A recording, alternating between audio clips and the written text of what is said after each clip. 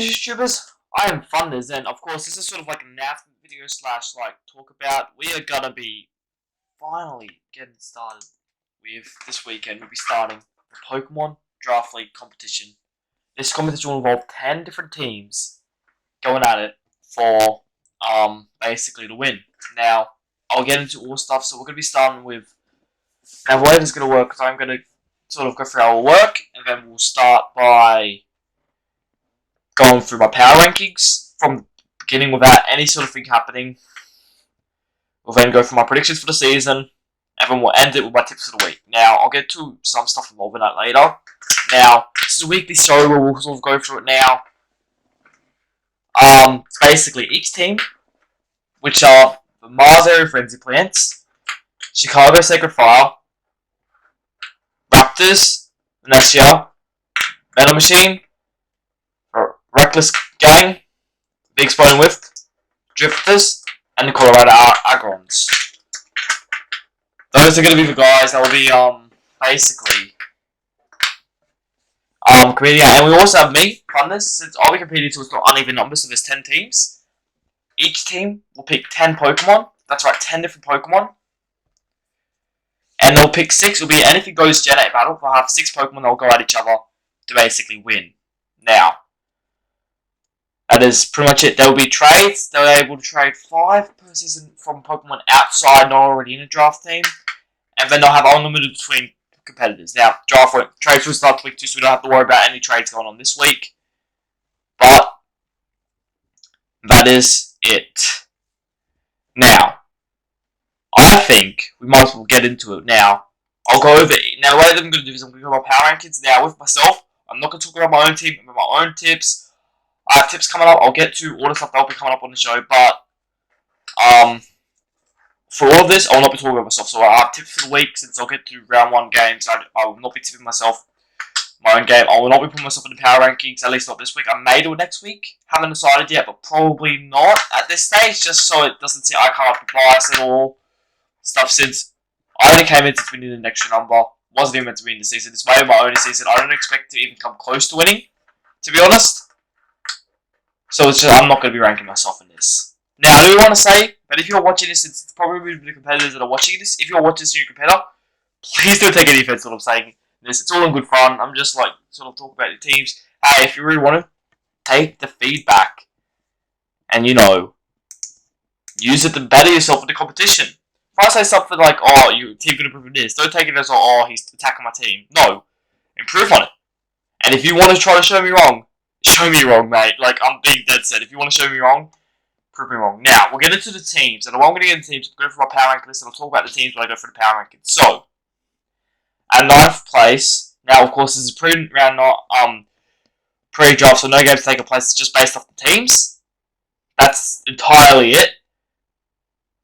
And so I've got number 9. I have got the Raptors. Now, I feel bad for doing this already. This already makes me feel bad, but let me go over why I think this is it. Alright, so the team is Umbreon, Raichu, Snorlax, Lapras, Arcanine, Machamp, Tauros, Golem, Sandslash, and Steelix. Now, there are a few big issues that jump out. A few smaller ones, but there are a few big issues with this team. Now, my main one, the one that I noticed is that, first of all, I noticed that he has a large priority in Gen 1. So every single Pokemon in the team has evolved from Pokemon that started in Gen 1. Out of which, originated in Gen 1, 2 others, being Steelix and Umbreon, evolved from Pokemon that started in Gen 1, being Eevee and Onix. Now, immediately, he has 3 ground types on the team, which aren't the best. All this Pokemon team would be able to take a hit, probably besides Umbreon, but would probably struggle to dish them out. Like, for like a few of them are heavy hitters. Not really any fast physical sweepers. Maybe Umbreon could. Still don't think Umbreon is that competitively good though, which is a bit of a problem. I feel like, because he's only using really Gen 1 and like a few Gen 2 Pokemon, I don't feel like he will do very well, and that's why I've ranked him number 9. I'm so sorry for ranking you number 9. If you're watching this, mate, please forgive me. It's all in good fun, please. Like, don't come and just leave, oh, you think my team's shit. You prove me wrong. Prove me that your team's better than that. And that's a big issue with this team to start off with.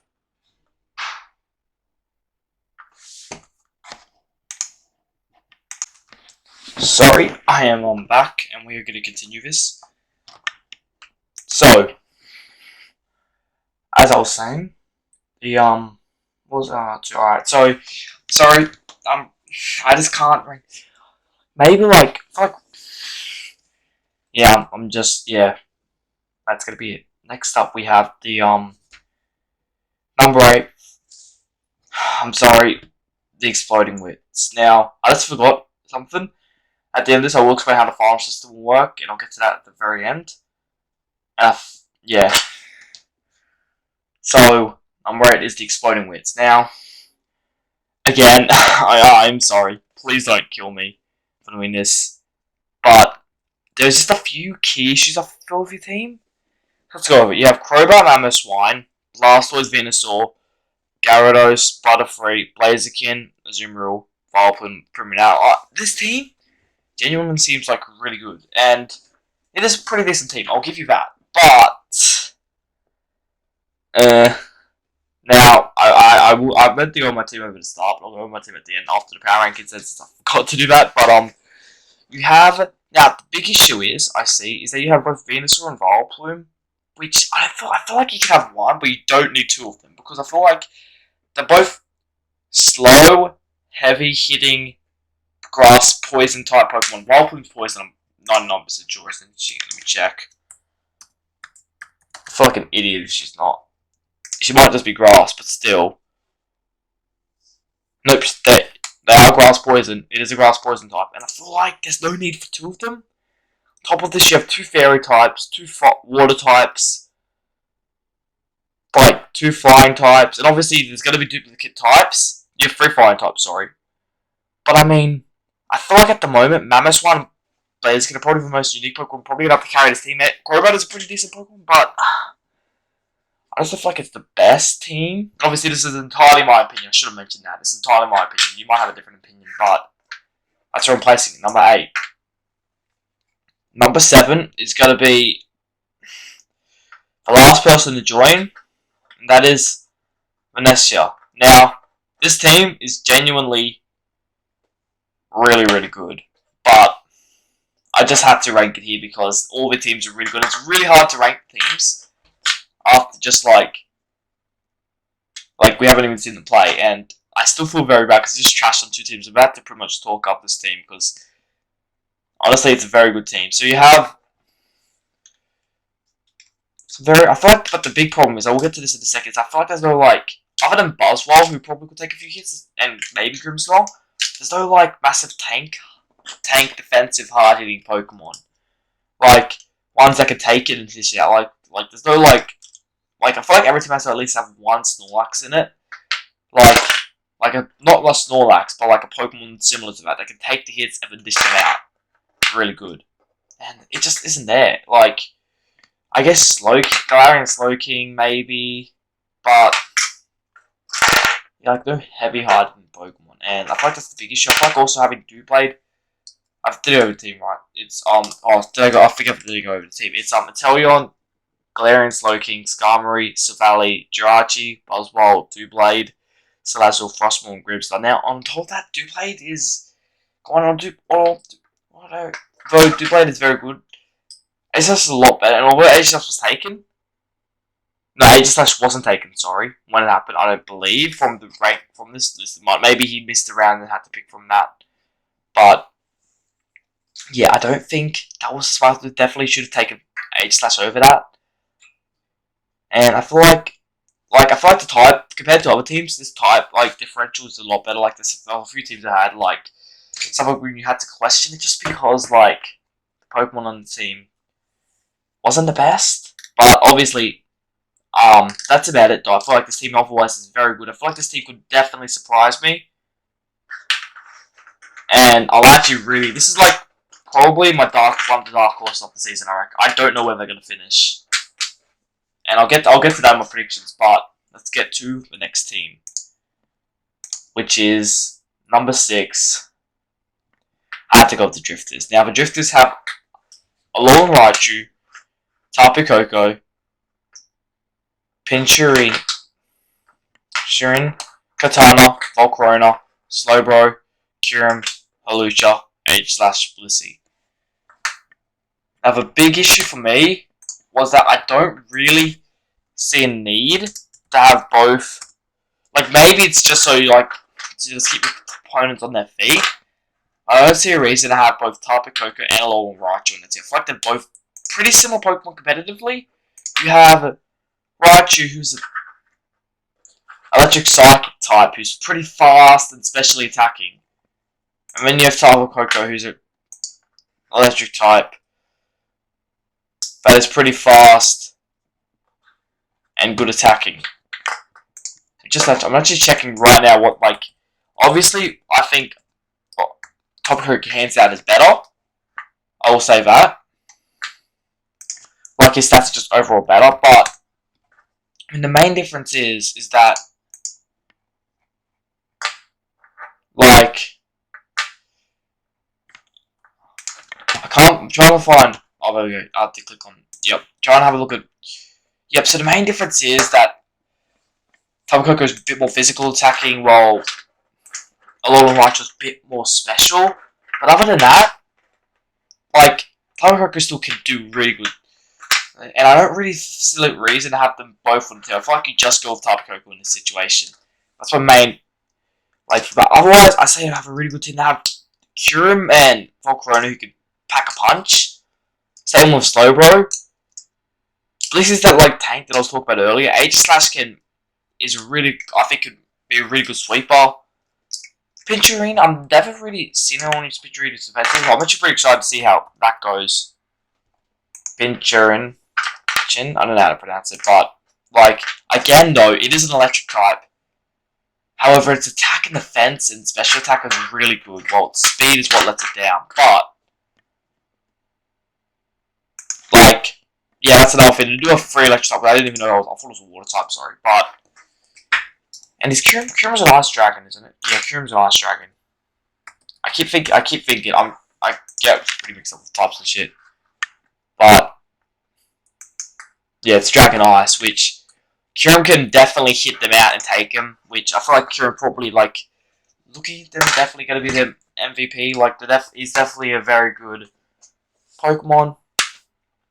But, yeah, Drifter's number 6. Definitely feel like this team, I'm definitely ready to get surprised by this team. But, yep. Now, number 5. I've gone with the Metal Machine. Now, the reason I put them here is more to just the fact that they have a lot of really, really good Pokemon that I don't know if they can work as well as a team. Now, this is where we start to get some. They have some really. This is a team that I powered on.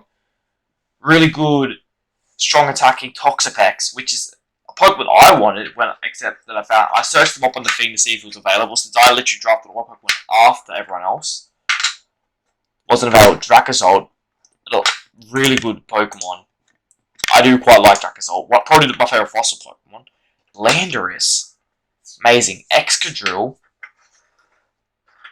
fantastic. Ferrothorn can be really good. Latias, really fast, special Pokemon. Pelipper, I've heard a lot of people say Pelipper is really good competitively. Haven't really seen it myself, but could be pretty good. Urshifu, I think will be a decent one. And then Corviknight, which could be fast but also defensive.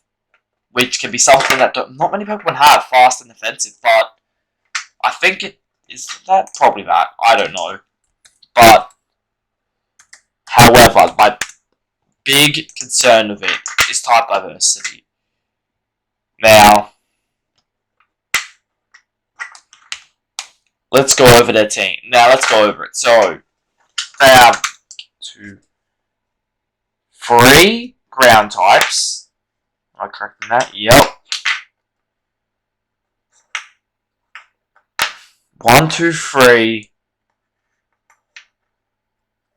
4 flying types. That is a big issue. They have not enough type diversity, and honestly, I feel like from what I'm looking at, they don't have a grass type. Oh, they do have Ferrothorn. Sorry, they do have Ferrothorn, who's grass steel. Pretty sure you're grass. Yeah, he's grass steel, which is Now, obviously, we've did protect Ferrothorn, but the problem I see with Ferrothorn. Now, I also have 2 water types. However, I feel like considering you have like Ferrothorn is 2 times weak to that, but obviously, like I was just looking at it. I don't have. Yeah, I did rank them because I do think they can cover both ground and flying well with water, which is why I think it's fine to have 2 water types since they need to cover it. But then, yeah, I just feel like that team is very well. I'm just a bit concerned about how it will work together. I'm really excited to see how this team plays out. I think it has probably the most potential out of every single team. We'll have to see how it plays out. Now, number 4, I've already 50 minutes in. Jesus Christ. Number 4. Where is it? I've gone with Directless Gang. Now, honestly, Vista, I could probably switch around. Probably should have switched it around, but I've gone with Directless Gang number 4 and wanting this. And the reason being, mainly that I feel like they cover their types a lot better. Not that they cover the type. Now, obviously, this start pretty poor with getting selected in the first 2 fire type, being Fire Ghost and Fire Flying, in the form of Alolan Charizard and Alolan Marowak. Then they have Wishcash, Manectric, Alolan Ninetale, Sceptile, Alolan Golem, Salamence, Porygon Z, and Tyranitar. This team can honestly go 2-8. It could be a team that crumbles and is not good at all. Then it could be a team that comes out of the blue and just goes and shows what it has. 2 pseudo legendaries, a water ground type which is only weak to grass, but then it also has a fire flying and the fire ghost in the form of course Alolan Marowak and Charizard. So they have 2 fire types which can take care of it. Has a grass type of its own to do with the water ones that could come with it. It has Alolan Golem, which could be.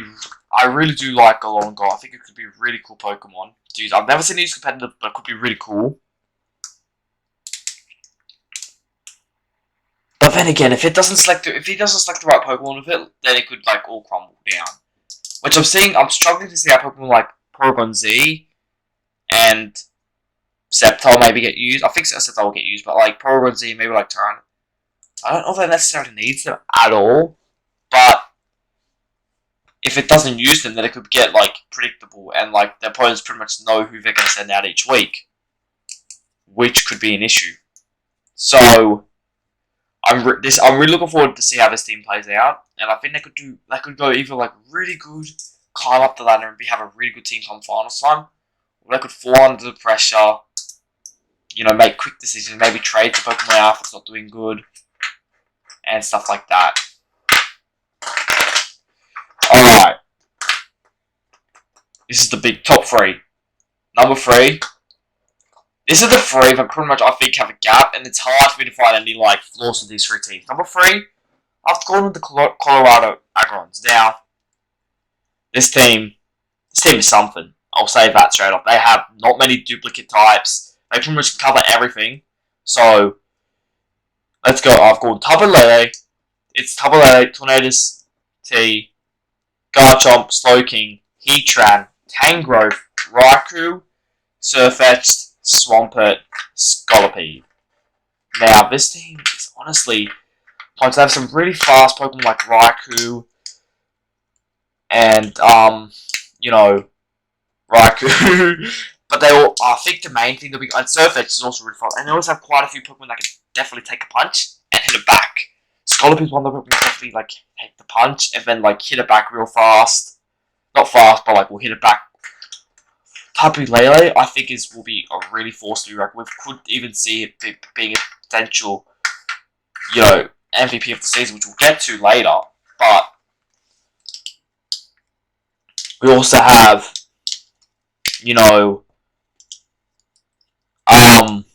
Tangrowth, which I've heard Tangrowth is really good. Clearly, haven't seen it used, but Heatran is also a really good mon. Garchomp, probably one of the best pseudo legendaries, and it's hard for me to find any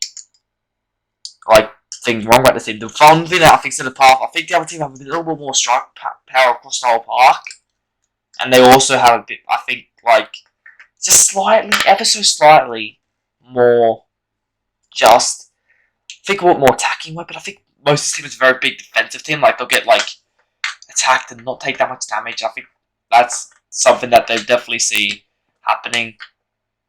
Another thing is, I've just noticed I never have Heatran, and that might be a thing that might become predictable with having someone put on a team and only having one fire type could become that it's very predictable that you send in Heatran.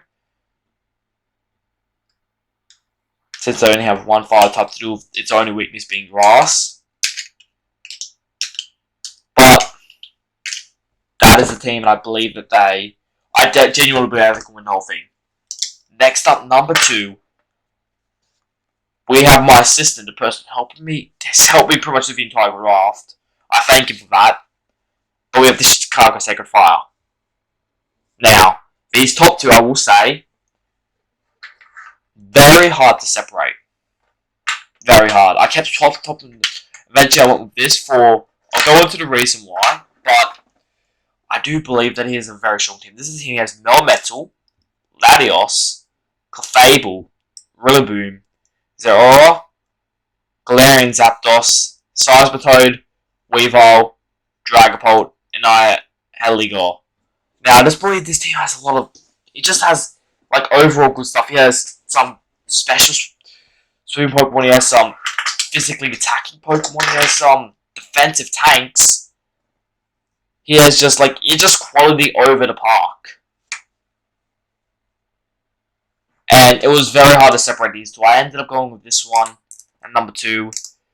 One main reason that some of these Pokemon I feel like are unproven competitive. Like Rillaboom, I didn't know people use Rillaboom, but he has them in here. And also, maybe Weavile. I mean, Weavile is my second favorite Pokemon, but I don't know if it's necessarily competitively good. But we will see. Other than that, great team. Sold over the entire park. And I think genuine chance of winning the comp. Number 1, I've gone with the Mars Area Frenzy Plants. This team. This team. Something else. We have Mew, Tapu Fini, Hydreigon. Hydreigon. Not the other bit, Hydreigon. Sizzle, Terrakion, Gengar, Robot Heatran, Porygon 2, Mudsdale, Celesteela. That is some sort of team. This team, the reason now I picked this, I feel like this team has a very unpredictable lineup of which they could throw in. Like, I genuinely, if I verse this team, I genuinely have no idea what to do. Do they throw in Mew, since they can learn nearly every move? Do they throw in... They're throwing, like, it actually just has quality over the park. The only quality, I don't understand why you go Porygon 2 over Porygon Z. However, I will also look at the thing. I'm pretty sure Porygon 2 is higher ranked on Neon Smogon than Porygon Z. So, obviously, it's better. Like, based on that. Gengar, its Mega is a, bloody... What's it called? Its Mega is a Nuba, which would ban it, but obviously we use the Gen 8, so it's not even an item you can grab. I think they just have a really quality team. And at the moment, they're first on power rankings. Obviously, I have myself unranked. I'll go over my team quickly. So I have Alakazam, Keldeo, Obstagoon, Dragonite, Blaziken, Crocodile, Tapu Bulu, Magnezone, Togekiss, and Lycanroc Dusk. I just feel like that it's a Pokemon. Those are good fun. I'm not going to go over it too much, but that, my team. Next, we're going to go over now. There is going to be an MVP player award, and I'll get to who that is. I'll get to my prediction for that. I'm going to go over my dark horse for the season, and my dark horse is going to be the Metal Machines. I feel like they are definitely one that, despite me picking them 5th in the power rankings, they could shoot up that ladder very quickly if they play my cards right. Of course, I talked about what I don't like about the already. I'm pretty much just leaving it at that. Metal Machine, they're my dark horse for the season. Now, we're going to go over my potentials. Now, I'm not doing a lot of predictions since the power rank is pretty much a lot of prediction, but I will change some stuff slightly. But the one now, every single season, I watch a competition. There's always one team that starts really sort of, not necessarily poorly, but not great, and then works their way up the ladder until eventually eventually, like, they'll start really poorly and then work their way out by the finals time. They're sort of doing alright, but then just got a massive final run. There's always at least one of those teams in nearly every competition that starts the season poor, then works, then gets better as the season goes on. And there's always a team that starts the season really well, and then slowly gets worse as the season goes on. So I have two teams who I think who could potentially start good and then shit, and two teams who could potentially start slow and get better as the season goes on. So for two starters, I have Drifters and Venetia. Reason being is that I feel like looking at the lineups, it may take a bit of time to get used to them. Just with having, like, sorry, some of the Pokemon they have, you know, I've already sort of gone over it, I'll just leave it at that. Start good and shit, I've gone the Reckless Gang. Main reason being is that I feel like it is a team that could do really, really well, but also could do really not so well. Like, yeah, I've already talked about it, I'm leaving it at that. But then I've also gone the Chicago Second Fire mainly because I feel like they could be the best team in the competition, absolutely blow everyone out the water. But I feel like if the pressure could get to some of it and it could go to their head, and they could potentially choke and not do as well as a lot of people would think they'd be doing. If that makes sense? And that's what I'm going at. Now, I am going to be recording the KOs, and I've gone on predictions to get the most KOs this season. And I've gone on team once again from the second fire, Melmetal. Melmetal is a very hard-hitting Pokemon, can take a lot of hits, and I feel like you could just send it out there, let it take a bunch of hits, and just go mon after mon after mon and slaying them. So I've gone Melmetal as my prediction for most KOs from the Chicago Second Fire. Then we have a medal called the Pokedraft Medallion. Now the Pokedraft Medallion will be a point system that will basically, at the end of each match, I'll give 3 points to the best Pokemon on ground, 2 points to the 2 points to the second best, 1 point to the third best. And it doesn't matter what team they're on, it's just best, first, second, third, 3, 2, 1. Whoever has the most points at the end of the season win the Pokedraft Medallion. Now, my prediction for this, from past seasons do it, is usually a Pokemon that's not necessarily the best team. Pokemon team that does decent, but the team doesn't quite get there. But they're always getting the points for their team. And I've actually gone from the Colorado Agrons, Garchomp. I feel like Garchomp is the clear standout in their lineup. I really do think Garchomp could be that similar to Melmetal you could send in, they could just sweep. But I also feel like it could also sort of save it in times of troubles, and that's why I've gone it as my prediction to get the Pokedraft Medallion. Now, before I've been gone for 20 minutes, Jesus Christ. This is going to be a longer episode than usual, so as usual I only have tips and power rankings. I might just cut out this tips part for this week, since I have to do one more thing, and that's go over now. I'm going to throw it up on screen right now. You know what? No, we'll get to it when it comes to it. I think I'm just getting that this here. It's already gone for 20 minutes. Obviously, I'll link down below the challenge link so you can have a look at the draw, stuff like that. And yeah, I'll see you all next time. Peace.